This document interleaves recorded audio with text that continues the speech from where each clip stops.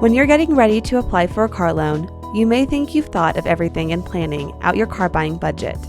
The price of the car you're thinking of buying leaps to mind first, and you may have even considered the interest rate you'll probably be paying on that loan when it comes to calculating your monthly payments.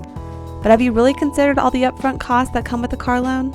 A significant number of new car buyers go into a car loan agreement thinking that the best approach is to pay as little money down as possible. If you think that, by making a low down payment, you're easing the impact of the purchase of your wallet, you're really adding to the cost of the car over time. A low down payment does not mean that you're getting some kind of savings on the price of the car.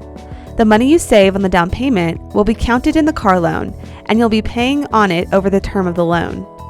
A large down payment will save you more money in the end. A minimum down payment of 20% is pretty common, and lets the lender think you're really serious about the investment. But if you can afford it, pay more, as much as you can while staying within your budget. Know all the costs of buying a new car, so there are no surprises. Find out what the taxes, fees, and license costs of the car you're thinking of buying, and add them to your upfront costs.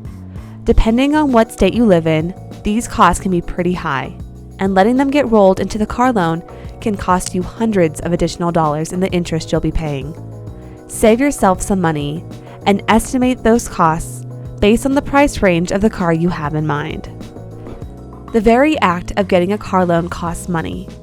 Lenders charge fees for the time and paperwork involved in that application process. A car loan is a fairly complicated financial transaction, which has costs along the way that the lender passes on to you. It's all on the up and up. It's merely the cost of doing business.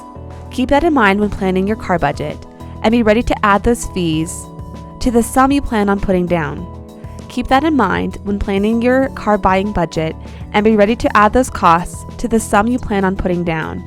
But beware of overinflated costs and fees that don't seem to make sense. If you have questions about them, ask. Your lender will be happy to explain what the fees mean. And if you have further questions, don't hesitate to go to another source for answers. Your budget has limits, and it's not a good idea to stretch them beyond the breaking point. If you're not ready to drop at least 20% on your down payment, buy less car, or wait until you can afford to make a dent in those initial costs. After a 3 or 4 year car loan term has gone by, you will see major savings by avoiding the interest costs that come with dragging all those costs into your car loan. Federal Auto Loan. Good credit, bad credit, no credit, all good.